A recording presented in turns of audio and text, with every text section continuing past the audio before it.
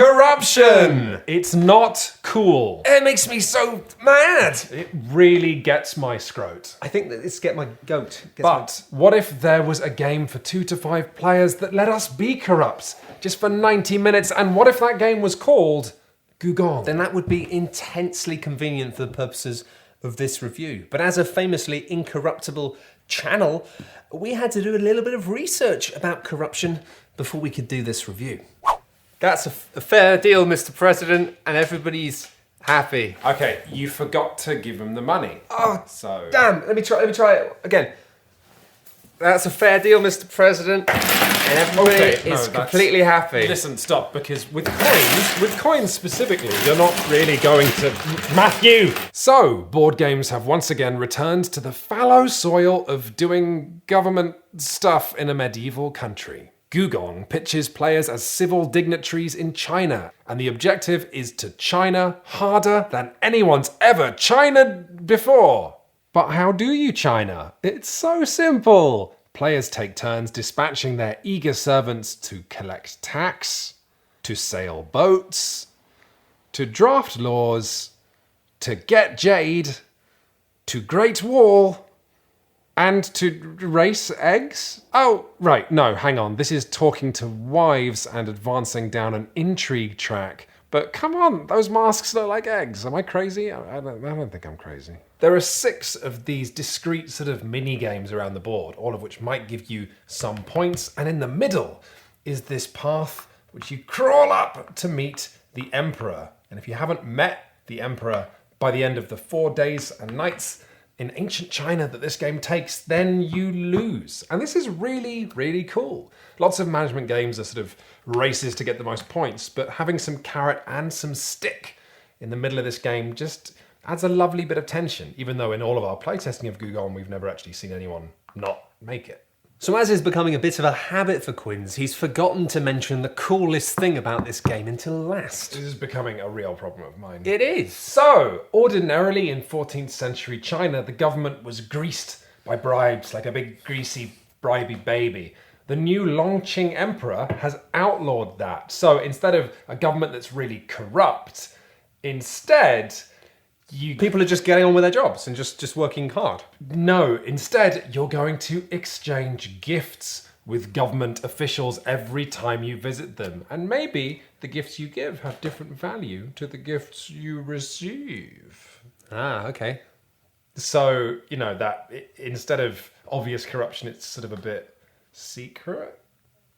Yeah, no, Yeah. Yeah. Do you understand? I think I get it. Do you need to go back to the school? Yeah. Thank you, Mr. President, for doing the thing that I want you to do. In exchange, here's some lovely money. No! So maybe you could be persuaded to see the business things more from my point of view. And then you're gonna give him something.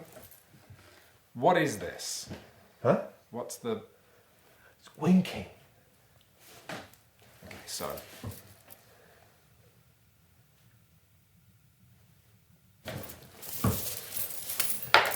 Oh my God, where are you getting all of this from? Business.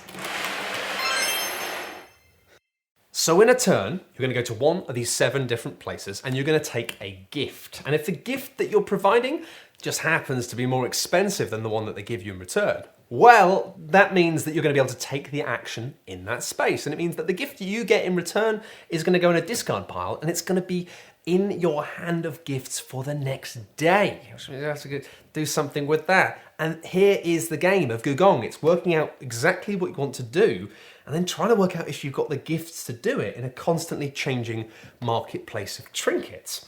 And the great thing is, when you get to the end of the game, it isn't that heavy, crunchy thing of trying to work out the perfect thing to do to maximize your points. You've got things you want to do, but you've got whatever gifts you've got, and maybe you can only do some of it. It means it wraps up quickly, and scoring the game at the end, crucially, is a lot less fiddly and complex than in other comparative games, as we found whilst trying to score the game in less than ideal circumstances. We're a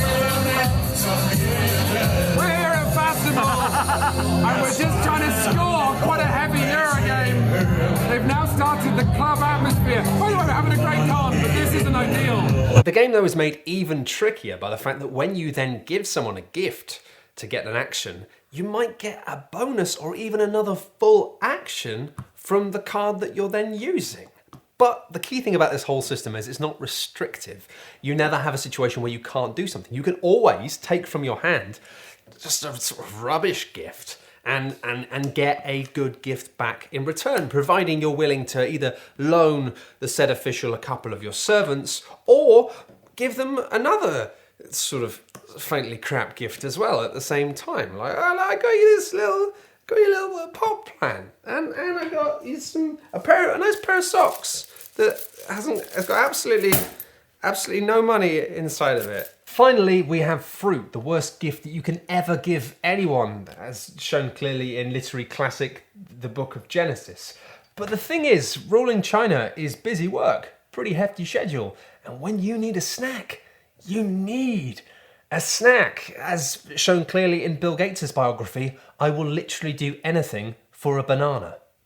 This means that if you can find a dignitary who's scammed their way to riches, who's holding the fanciest gift imaginable, they'll give it to you for just that bit of fruit.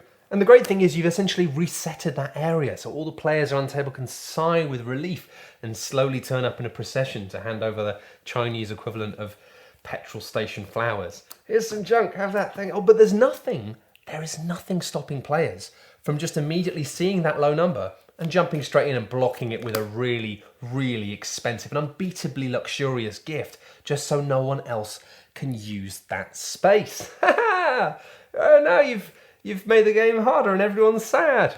And then having this little card game that sits on top of what's otherwise quite a heavy game, it brings a lovely lightness to everything, as if the card game was a little flywheel attached to a bigger machine. I don't really know what a flywheel is, but I'm going to stick with that analogy all the same. Perhaps what's more important, right, is that you might have noticed that Gùgōng is actually a game where players don't interact with each other directly. But what the cards do is they allow players to sort of feel that they're inhabiting the same space without doing anything so vulgar as just blocking someone and meaning they can't do something. Instead, players are, yes, making spaces more expensive, but sometimes they're making places cheaper or easier. Sometimes they're starting the Great Wall in a way that another player can then finish. Sometimes they're driving up the price of jade, but sometimes in putting a boat on the river, they make it easier for you to put a boat there. Superficially, Gùgōng resembles Trajan, if you remember our review of that, with players weighing the value of all these different little games. But actually, it reminds me more of Village or Great Western Trail, where you have quite a complicated puzzle, but a playful means of interacting with it, which makes the experience more palatable. Doughy strategy made glutinous and light with the addition of a leavening agent. Have you been baking again? Yes, although on that note, we should stress the finished product here is a dense loaf of strategy that will sit in your stomach and weigh you down. If you're the kind of person who is bored to tears by German-style, conflict-averse management games like Agricola or Terraforming Mars, where doing badly means not having enough cubes, and doing well is having enough cubes, then this game is most certainly not for you. Well, maybe we could give them some examples so they could work out whether or not they like it. That is a great idea. It took us a few games to notice this, but the law action is the heart of Gùgōng. At first it just seems like this horrible quagmire where you have to pay some servants to do a thing, and then you have to pay more servants depending on how many other people are already there. But then you get a power which basically ends up maybe winning you the game. Perhaps it's a little bonus, perhaps it's a big bonus, perhaps it's a multiplier or mega bonus points at the end of the game, which are going to just swing you over the line. What's exciting about this is it's a case of trying to work out the economic value of spending the minimal amount you can here to maximize the bonuses that you're going to get from other economies throughout. This is exciting, isn't it? This isn't really... Can we get some glitter or some sparkle on this to make it a bit more sexy? Well, that's horrible. Stop it. Another action you can take is visiting the courtesans of the imperial city, and by giving them gifts, you're going to advance your token up the intrigue track. And whenever the Great Wall is finished, you can spend those intrigue points on a servant or a jade. But be careful, because your position on this intrigue track also breaks all ties in the game. So those points you've got, Yeah? you excited to spend them? Oh, yeah. Are you excited to not spend them? I guess. Or perhaps you want the quiet life, floating on down on a cool old boat. Boats allow you to put a worker on a boat, allow you to send that boat down the river, put more workers on the boats. What does that mean? Well, eventually, if you put enough workers on the boat and it gets to the right space along the river, then congratulations, you've just unlocked it's a double cube. Towering over the other servants, this majestic beast of administration counts as 2 servants for the purposes of paying for things with servants, but not for filling slots, just for paying things. Hold on to your hats. Honestly, some of the minor economic decisions in this are... Oh, my God. Roasting. The numbers, sometimes you compare the numbers and you don't know which number's better. You look at that, and it's a hairline between that being a good deal or a bad. Are these good cards? Should I swap them? I don't know. I mean, their choices are never very dramatic, but they're always important. I think what we're trying to say here maybe is that sometimes you get these management games that see players sort of working at their own little puzzle, and sometimes they're so simple we encourage anyone to try them, like Concordia or Istanbul, or sometimes they're just worth the rules overhead, like a Feast for Odin or Food Chain Magnate or Terra Mystica. Gùgōng is not one of those things, and maybe it's worth summing that up with the box, because this is a pretty game. But then I looked at this box and I thought, this box is kind of boring. It's boring, and I thought that was a bad thing. But then I thought about those frogs in the wild that are like fluorescent yellow to warn people that they're poisonous. Yes. This is kind of that. It's like a warning to the world. It's thoughtful. It's saying, hey, I'm a bit boring. You look like a predator, just so you know. I'm real dull. But if you get through that, if you get past it, then this is the game for you. Yeah. It's so solid, and I can't tell you how many people I showed it to, and I said, this is neat, right? And you know what they said? They said, Quentin, it is neat. And the thing is, we can hold the box up and go, oh, boring. It's not boring. It's mechanically a little bit more dry than you would be able to recommend to most people. But crucially, the thing about this game is it's so beautiful and tangible and poppy and fun that it kind of hides the fact that it's a bit dull. It's kind of a reverse frog. It pretends it's boring, but actually it's got a bit more pep and spark up its sleeve than it lets on. And partially that comes down to the fantastic use of colour palettes here. It's very difficult to have a game which has lots of colours in it. This game has got loads of different colours in. And I'm pretty sure it'd be fine for people who are colourblind, which is fantastic. And it has fantastic modular boards with slots that things pop into and things that click in. It's just got a lovely, tactile, beautiful feel, even right down to the tiny horse people and the tiny people who go to see the boss man and the tiny eggs. It's good. How many times have you gone onto the table in this review? Come back up.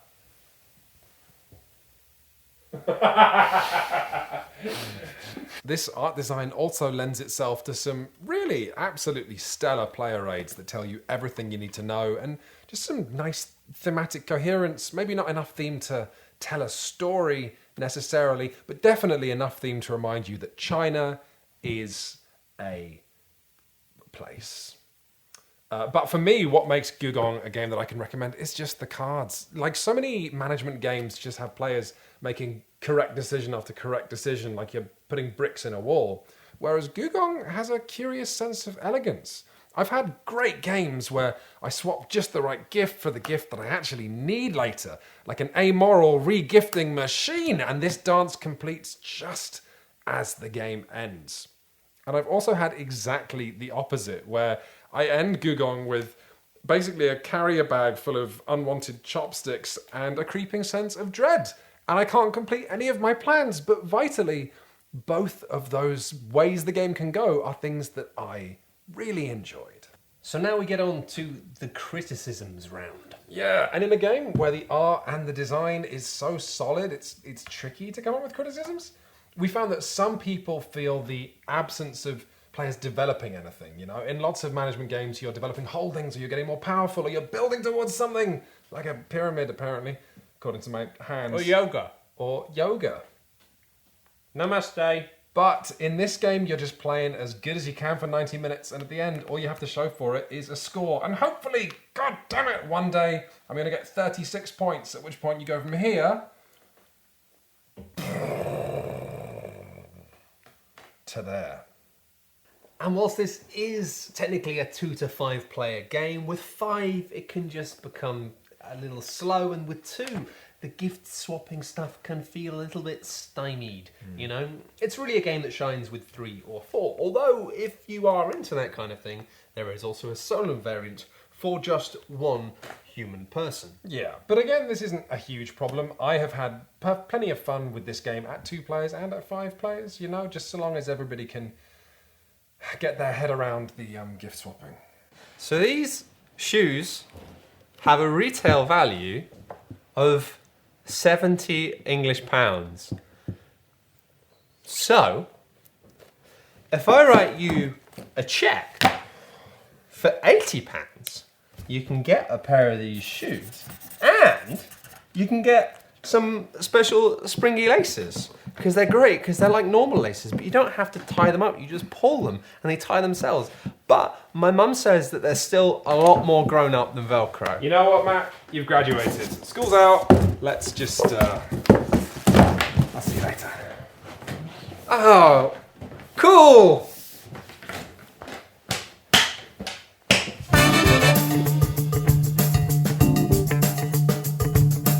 In conclusion, then, even though this box is so competent and colourful and poppy, it's still probably not something we can recommend to our wider audience. But my goodness, if this game looks like your kind of thing, then it most certainly is, and you should strongly consider buying it. I cannot wait for the expansions to be announced later this year. That's absolutely my kind of thing. And by the way, if you are a publisher watching this and you're more interested in getting a more positive review of a game, then how about you send us a bowl of fruit, and maybe in return we'll send you a bowl of money. Whoa, Matthew.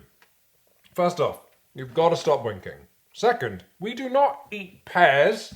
Third off, just get out. Go, get out. Oh, yeah. If you've enjoyed this video, hey! I'm eating with my mouth open, that's not... I'm talking with my... Hang on. We have one particular video we'd like to direct your attention to this month, and hey, it is our Shucks launch video. Did you know this cool channel that you've been enjoying has a convention where we go, we hang out, we play games. There's an enormous library of games, there's publishers, there's fun, there's nice people. Ooh, it's a real treat if you love table gaming. So if you want to find out more, please do click on that video and consider attending later this year. Thank you very, very much, everybody.